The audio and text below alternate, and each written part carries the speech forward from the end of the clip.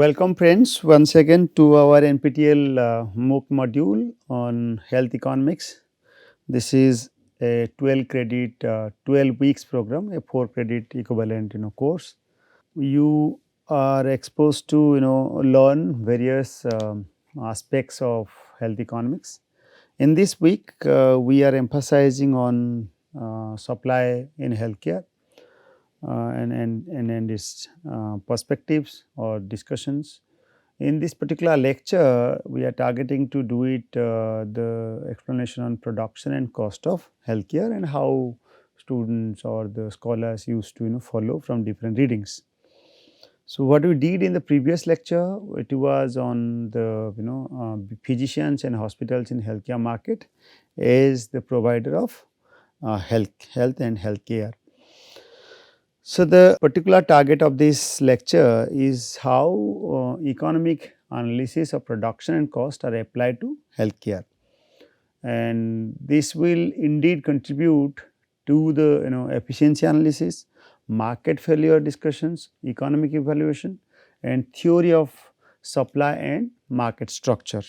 So, what is all about the production and cost? We'll start with the very basic principles of production or the production theory. In the start we wanted to just mention that economic theories of supply can be also extended to healthcare as an economic good. Healthcare comprises an extremely diverse range of goods and services, including screening programs, surgical procedures, pharmaceuticals, counseling services, and we all refer all these to as products. There are many different types of healthcare provider as well, including hospitals, GP practices, pharmaceutical companies, and ambulance services. We refer those sub part of healthcare as firm, as like our industry. So, firm we are actually addressing which each category of healthcare, different types of healthcare. The quantity of healthcare product produced by healthcare firm is referred to as its output. So, to define healthcare output as part of healthcare facilities, though is a very tedious task. However, there are to simplify this, there are two approaches followed. One is called change in the level of health and amount of care provided, and usually considered as the intermediate output. Okay. So, how production functions are defined? What does production function do? It exhibits the relationship between inputs that goes into the manufacturing process and generate output, and in this context we are actually identifying specific outputs of healthcare industry. So, what is an input? In this case used to be the factors in production function, and usually they are called labor, land, raw materials, and capital. And within an eye hospital, what are inputs in the especially in the context of eye hospital we are mentioning, what are the inputs in the production of cataract removals in a surgical unit. So, it is basically the labor involved for such a surgeon labor hours, then anesthetist and nurses, and there will be capital involved as well, like machineries, hospital bed, health machinery, etc. Instruments are used at the theater, operating theater, and there will be materials also involved for such as drugs, or the medicines, dressings, disposables. Okay, and these all constitute the inputs, and what these inputs produce and what is the output here in this case. Basically, the simple target in this example is a better eye health, and can we measure the eye health perfectly? What if operation is unsuccessful and in that case what is the output. So, one intermediate output is of course the number of operations we did. Generally these are the quantity figures are required when we operate efficiency analysis or to find out efficiency or productivity analysis. So, quantity figures are usually required. And we know that there are a number of directions where quantitative estimations are difficult. So, we need to go by some qualitative approximations, maybe through developing indexes, maybe taking some proxy variables. Okay. Now that we have studied a production process in healthcare, several questions arises. So, like to what extent can different inputs such as surgeons, nurses be substituted for each other? Now, actually we are leading the discussion in terms of their input combinations or the substitutions to have a better performance indicator. So, if we employ more nurses, how many more operations will be able to perform? How many more operations will be able to perform if we use more of all of the inputs? How can we tell if production is being carried out efficiently? This is what I just mentioned. Hence, the production function can be presented in an equation like q as a function of x1, x2 and xn. Q is your output quantity in quantity, and x are inputs. X may be, as I already told you, the labor hours of the surgeon or the nursing staffs, okay, or maybe x2 or another capital use, maybe machines, maybe operating theater itself. Okay. So, similarly other factors may be building is required, beds are required. Finally, output, as I already mentioned that case, we are taking the incidence of the number of cases or treated. Okay. So, if you employ one more nurse into process and keeping other inputs constant, the change in total number of operation is actually called marginal product of nurse or input. As we already read that in simple microeconomic theory, you must have read marginal physical productivity of labor, okay, which is simply defined as dq by dl.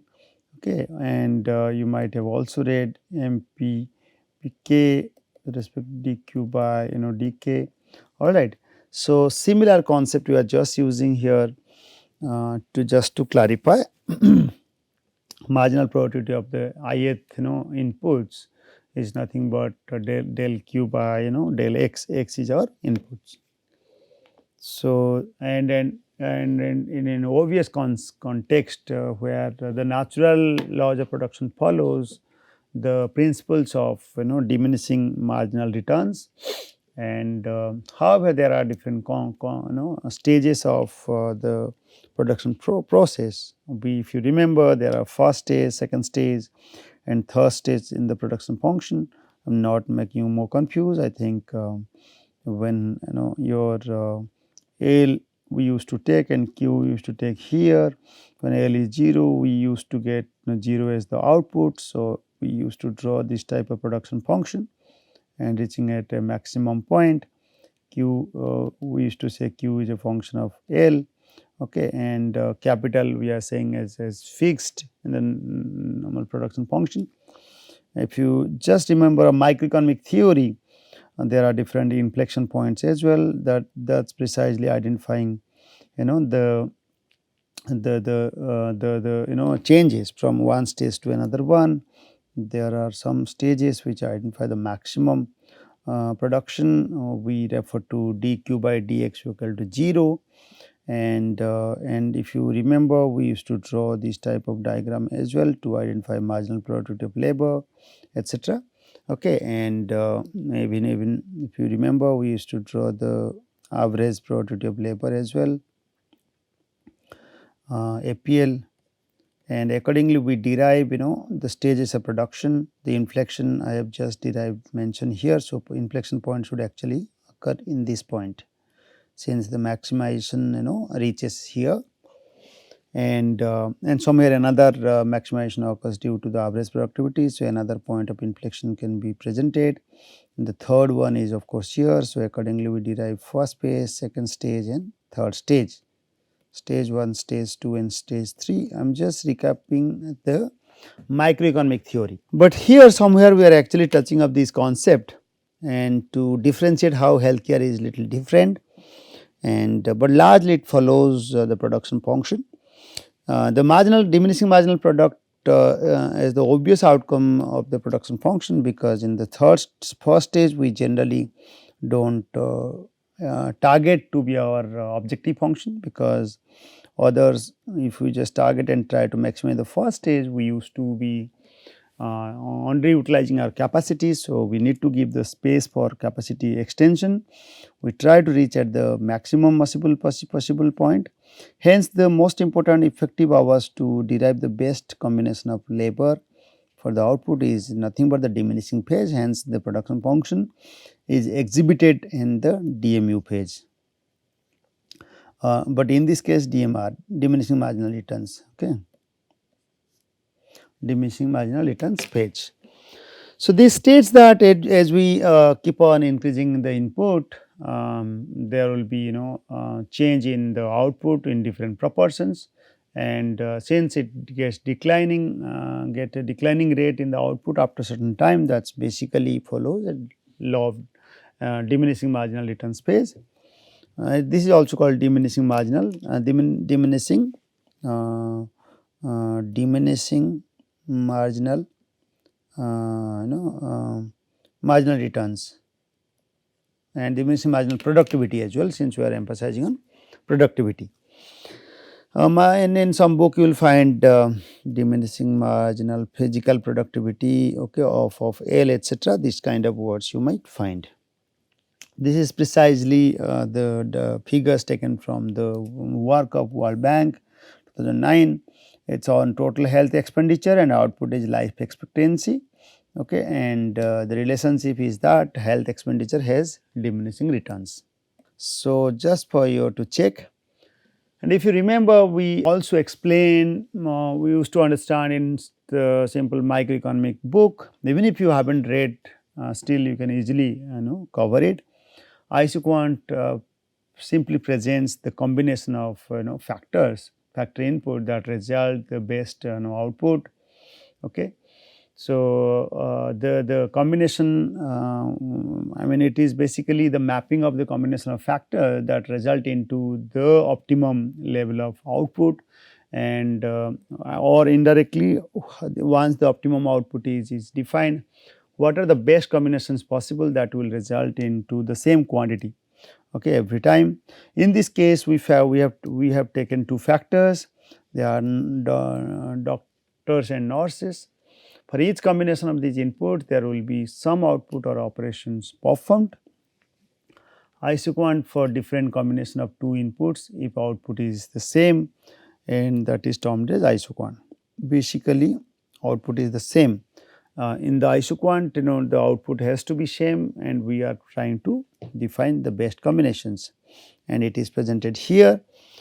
This curve maps the output for different combination of nurses and doctors, okay, and this is actually called isoquant. Iso stands for equal and Q stands for quantities. All combinations are deriving equal quantities. Okay, so there are possibility of substitutability between these two inputs, and slope at any point on isoquant measures the degree to which different factors of production can be substituted for each other. The slope is basically, if you take a slope anywhere, that is precisely this, let it be, and this slope of isoquant is called marginal rate of technical substitutions. So, MRTS, marginal rate. So, basically from the marginal changes can be delta doctors and here delta nurses. So, here basically it is delta n by delta d. Okay. So, over here delta j is our doctor and j is our nurses and I stands for doctors, and this is precisely for the best combinations to be attended. The change in the technical substitutions must be corresponding with the change in their marginal productivities. So, the marginal productivities has to be equalized. This has to be equalized with the marginal productivity of D with respect to marginal productivity of N. And why we are just making a reverse and used to be the slope used to be negative, hence this is also negative, and in that case we used to derive like total productivity like delta D times marginal productivity of D should be equalized with delta N times marginal productivity of N. Okay. Because the change in from one point to another point, the total output remains constant, hence these two sides should be equalized, and hence because this is nothing but the total Q, alright, the Q generated out of the change. So, delta Q, sorry, this is nothing but the delta Q. So, delta Q has to be same. Hence, it is nothing but the ratio. So, ratio is actually simply highlighted in this figure. So, isoquant is convex to the origin, and to the origin we are actually mapping to the origin, and then there are even properties why it is convex. You have to take first order and second order derivative and then understand the changes. MRTS decreases as we move from left to right along with the isoquant. So, the returns to scale of production we discussed first the basic isoquant, then there are scale returns scale of returns or returns to scale of production exhibit differently in different stages. We used to read a concept called constant returns to scale, then increasing returns to scale and decreasing returns to scale. So, constant basically follows the property where the production function holds with CRS when a proportional increase in all inputs result in an increase in output by the same proportion. In an example, we have said that 10 times increase in nurses or nurses and doctors as a combination or other inputs will result in 10 times as many as operation performed. That means, the output changed by 10 times since we changed the inputs by 10 times. That is basically the answer for CRS. Whereas, increasing returns to scale is basically your output increases more than proportionately than that of your change in proportion of your inputs. So, if operations basically our output is Q, if operation increase is by 11% then that of your input is of 10%, we follow the IRS, increasing returns to scale function. In decrease one, if it is just the reverse. Okay. This is what is explained in this paragraph. I think I have already explained. However, when we see increasing returns, we see increasing returns to scale, we have there are two main factors which account for increasing returns to scale. One is called indivisibility and specialization. So, indivisibility we mean because of its technical and managerial indivisibility. This means that there is a certain minimum size of the factor, and even if it is large in relation to the size of the output, it must be used. Like a body scanner in a rural facility where there are only a few patients may not be used to its technically possible capacity. Body scanner, when number of it's lumpy in nature, and usually it is technically indivisible, hence it requires more number of patients to be scanned. But if you are just scanning very few, then its efficiency is not observed, hence it is the efficiency the better use and the value derived when, or even the efficacy of it is derived when you actually apply for more patients. Similarly, specialization, when specialization due to division of labor, it is related to divisibility issues. usually the variable inputs are considered to be highly divisible. However, in the fixed factor, in the long run they are also considered to be divisible. So, what is the point of explanation in this case is that your factors are otherwise known for their contribution in specific field, and some of the factors are can be allotted or allocated with a specific domain, and they will used to perform very well. Like a small hospital may have to employ general surgeons to deal with many areas of surgery, but a larger one may be able to employ a specialist surgeon instead of just as normal surgeon, who become proficient in performing specific type of surgery and can produce better output, and there might be more consultation because of name and fame. Okay. And constant we have already discussed, but economists believe that if there is less inefficiencies of production, no individuality problem, no specialization issue, then expansion in scale leads to a situation where returns to scale increase in constant returns to scale pattern. And in the DRS case, we already said the output changes are comparatively lesser than that of the change in the inputs. It might be due to your managerial difficulties or due to the problem at the enterprise level. So, managerial basically when the scale of production expands, the coordination and the control on different factors of production tend to become weak, and therefore, output fails to increase in the same proportion as the factors of production increase. In the enterprise context, this region considers enterprise as a whole an individual factor of production. When other factors increase, enterprise becomes relatively scarce and leads to decreasing returns to scale function. We have discussed about its Q or the output, its production function. Now, let us also explain to some extent about what is called cost. Economics measure the value of resources by their cost. If for an input unit cost is P and Q units are used in the production, then the total cost will be of course P times Q.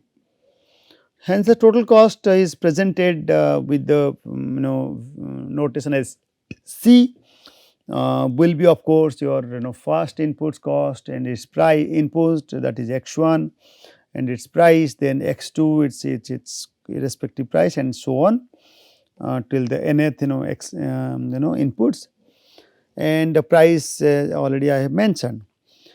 If there are two inputs, that those are nurses and doctors in our case, then cost will be of course price of Q n nurses, price of each per unit of nurses are hired, and then the doctors are taken their price. Then we can draw the respective cost line, and it is linear. So, we can easily present in a linear diagram, and everywhere on this particular line, this is nothing but the equation which I have just mentioned, and this is actually called isocost, because in all the points are actually explaining the same level of cost, and the slope of the isocost line is nothing but the minus PD by Pn. So, you can find out some clarity, you can just take the first order derivative, because this is nothing but you can just take the tan theta of it. This is P tan theta, which is nothing but P perpendicular times P by Q. So, here it is your P is perpendicular, Q is the horizontal distance, this by this. Okay. So, this area you can find out by taking this distance. If you put it the values in the cost function, and you can easily find out the distance. Okay. And so, the maximum, basically this is the maximum possible quantity of nurses if doctors are 0. If you make it D to be QD to be 0, then the maximum difference can be derived, and so on, slope can be easily derived. The cost function which I already said, and some of the important concept we wish to get it for understanding the cost function, that is called average cost. AC, that is total cost divided by number of inputs, and used to be deriving through individual average cost, maybe with respect to variable cost, SCL or SC capital. Okay. And marginal cost, then of course, it will be incremental change, then delta to be used. So, you can also follow some of the microeconomics book to answer through some example is to give tables to answer. Here given different cost combinations or cost labels, our purpose is to actually minimize the cost. So, in this case the third one, the uppermost one, is not required to be attended, since our target output can be reached at the respective cost function. The choice of factors that minimize the production cost can be determined by the point on the isoquant, that is the lowest associated iso cost. In that, at that particular point, this slope has to be maintained. The slope of the isoquant has to be equalized with the slope of the isocost line. We have already seen the isocost line, its slope is PD by Pn, that should be equalized with the slope of the isoquant, that is marginal probability of D divided by marginal probability of N. Okay. All right. So, we seek to minimize total cost given a fixed product output. So, our objective function, suppose some mathematical questions you can try. If your objective function is to minimize the cost, then it should be the C function is objective function. Then C is nothing but, we already said, the minimization of this is nothing but the C price times quantity of nurses plus price of doctors times quantity of doctor, given a level of output, given a fixed output, that is Q0 let it be at a level Q0. We can follow a Lagrangian since the optimization function if it is not linear. Okay. In that case, sometimes C comes with some of the equations, such as I am just writing here, C might be presented as 100 plus okay. So, maybe 2 times C1, okay, or x1 maybe or 3 times x2 square, or maybe anything like this equation is given, and this seems to be a non-linear equation. Okay. And non-linear, if your objective function is non-linear with a constant function, constant linear function, but not unconstant linear function. We are actually referring to a constant linear function, that is our production function assumes a level. So, in that case, but here we have taken what? We have taken but for your simplicity we have taken a linear cost function, and then an objective function and non-linear. So, in that case one has to be linear and there has to be non-linear. In that way we can able to optimize the point and find out through a Lagrangian multiplier function. Okay. So, but here what we did it as per the Lagrangian formula, we followed first our linear objective function. In this case, for simplicity we have taken the linear one, because our target is to minimize the cost. Plus the Lagrangian multiplier has to be given, and this is nothing but equating to the production function, and we need to actually fulfill this dl by Lagrangian dl by dq with respect to n, with respect to d, and with respect to lambda. Okay, all has to be equated at 0, and we can find out and solve it and find out the solution, and this will precisely give you the optimization function we just mentioned here. Okay. And you can try with the right example, and these are available in microeconomics books also. If in the previous problem production function follows Cobb-Douglas one, if your production function is this, okay, Cobb-Douglas, find the equilibrium condition of cost minimization. So, this is what we have just mentioned.